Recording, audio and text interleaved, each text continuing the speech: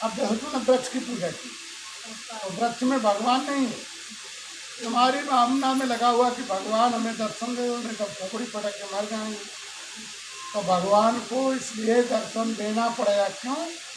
भक्त मर जाएगा तो बदनामी हो जाए, बदनामी हो जाएगी तो मुझे कौन पूछेगा।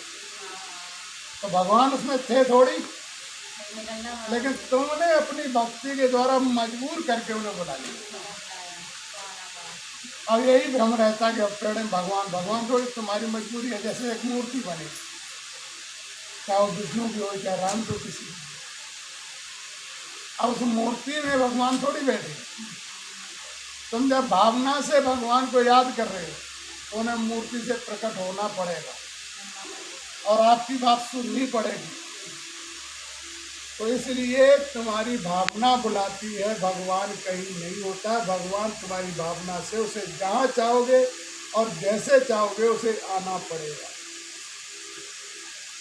लेकिन आने से पहले हमें बदलना पड़ेगा। तो किसी को बुलाने के लिए हम उसी योग होंगे तभी तो बुला सकते, और जब तक हम उसी योग नहीं बनेंगे तो कैसे बुला सकते। इसी को आज लोगों ने क्या कह दिया, भगवान सर्वव्यापी। अभी आपको कहीं परेशानी पड़ेगी, यहाँ से अमेरिका चलेगा, अब तुमने कहा भगवान हमारी रक्षा करना, वो तो वही भी कर देगा। इंसान वो तो वहाँ नहीं पहुँच पाएगा, तो वहाँ पर आपकी मदद कर देगा। तो इस परमात्मा सभी जगह मदद कर सकता है, इसलिए उसे सर्वशक्तिवान कह सकते हैं, लेकिन सभी के अंदर वो नहीं। तो वास्तविक हमें अपने जीवन में इस चीज़ का ध्यान देना चाहिए कि भगवान हमारे भावनाओं से बंधा हुआ है, हमारे कर्तव्य से हमारा भाड़ा पूरा करता है और हमारे कर्मों से हमारा दुख दूर करता है, अपनी तरफ से नहीं करता। क्यों? क्योंकि वो न्यायकारी उसे कहते हैं। यदि वो अपने तरफ से करने लगे तो उसे कोई नहीं बूझेगा और न्यायकारी कहना भी बंद कर देगा। जैसे देवताओं को ऐसे कई कई जगह कर्म हो जाते हैं जिस कारण देवताओं को लोग स्वार्थी कहने लगते हैं। तो यही फर्क है परमात्मा में और देवताओं में। एक बात और ध्यान दो, कभी किसी का बदलाव करना है तो सबसे पहले अपना बदलाव और उसे वाइब्रेशन देना प्रारंभ करो, वो आगे वाला अपने आप बदलाव करने लगेगा। इधर शास्त्री जी दिखाए गए हैं, शास्त्री जी शास्त्र पढ़ते हैं, शास्त्र में भगवान नहीं, जो भक्तों ने भगवान को याद किया है उससे भगवान तुम्हारी मदद करता है। तो भावनाओं से बंधा हुआ भगवान है, बल्कि भगवान किसी के अंदर नहीं। तो वास्तविक हमें अपने जीवन में इन चीज़ों का ध्यान देना चाहिए। जब तक हम जीवन में इस चीज़ का ध्यान नहीं देंगे तब तक हमारे जीवन का उद्धार नहीं। अब बात होती है कि भाई आग में ईंट डालो तो आग अपने गुण छोड़ दे। तो परमात्मा से प्यार करने वाले प्राणी परमात्मिक गुण उसके अंदर आने लगते हैं, बुराइयां निकलने लगती हैं, सच्चाइयों का आना प्रारंभ हो जाता है, जिससे उसकी आत्मा में शक्तियाँ जब आने लगती हैं तो दुखों का दूर होना निश्चित हो जाता है। जितना तुम फ्री रहना सीखो, जितना चिंतन से दूर रहना सीखोगे, उतने ही जल्दी तुम अपने जीवन के अपराधों से मुक्ति पालोगे। और जब तक तुम ऐसा अपने अंदर फ्री रहना नहीं सीखोगे, वही जीवन में दुखों का कारण।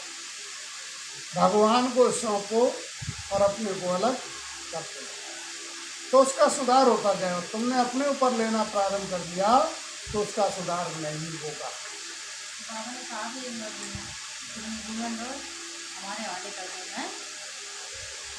लेकिन क्या करत कि तुम हवाले नहीं करते। तो मैंने एक बात पढ़ी है, अब जाने जो सही होएगी वही जन का नुकसान कर सामना न करना, तभी परमात्मा हमारी पूर्ण मदद करता है। जब तक हम ऐसा नहीं करेंगे तब तक परमात्मा हमारी पूर्ण मदद नहीं कर सकता। तो बदलाव हमें कर लेना चाहिए, नहीं करना।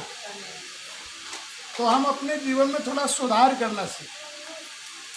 यदि तुमने अपने जीवन में सुधार करना सीख लिया तो वास्तविक जो है अपने जीवन में कभी दुखों का सामना नहीं करना पड़ेगा। तो बदलाव करना चाहिए कि नहीं करना चाहिए? करना चाहिए बिल्कुल। और तभी परमात्मा हमारी पूर्ण साथ दे पाएगा। जब तक हम बदलाव नहीं करेंगे तब तक परमात्मा हमारा पूर्ण साथ नहीं देगा। तो हमें बदलाव कर लेना चाहिए। व्यक्ति बीमार होता है तो भगवान से बड़ा प्रार्थना करता है और ठीक हो जाता है तो भगवान कहाँ का रहने वाला, कैसा है, इस बारे में सोचने लगता है। और सही यदि वो पहले से संबंध अच्छा बनाए रहे तो वो दुखों का सामना भी नहीं करेगा, परेशानियां दिक्कतें भी नहीं आएंगी। इसलिए अपने जीवन में इन चीज़ों का बदलाव कर लेना चाहिए, तभी परमात्मा हमारी पूर्ण मदद करता है। संबंध बनाओगे तो भगवान सुनेगा, और संबंध नहीं बनाओगे तो भगवान तुम्हारी नहीं सुनेगा। इसलिए जो है हमें इस चीज का सुधार करना चाहिए। कुत्ता को वफादार क्यों कहा जाता है? जो अपने मालिक के बारे में सोचता है, अपने बारे में नहीं सोचता। उसे दिक्कत आए, परेशानी, अपने बारे में नहीं सोचता है। इसी प्रकार से एक बात ध्यान दो, तुम परिवार में रहते हो, सिर्फ अपने बच्चे परिवार के बारे में सोचते हो, अपने बारे में कभी नहीं सोचते। जो हमारे समर्थ में नहीं, हम जो कर नहीं सकते, वो भगवान को सौंप दो और अपने को फ्री रहकर भगवान की याद में लीन हो जाओ। नरसिंह ने क्या किया था? यही तो किया था, उसके पास क्या था, और वो फिर भी बात फैलाने को चला गया। सिर्फ भरोसा था। उसके समधी ने गुस्सा में जो है कढ़ाई में पानी गर्म करवा दिया, उसमें नहाने के लिए कह दिया। अब बताओ, गर्म में नहाते तो जल नहीं जाता, लेकिन भगवान पे भरोसा था तो भगवान ने बारिश कर दी, वो पानी ठंडा हो गया, उसमें स्नान कर लिया। तो विचार करो, जीवन में हमारा आत्मविश्वास विजय प्राप्त करवाता है।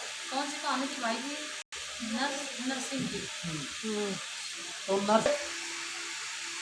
सिर्फ नरसिंह के अंदर क्या था शुरू शुरू में?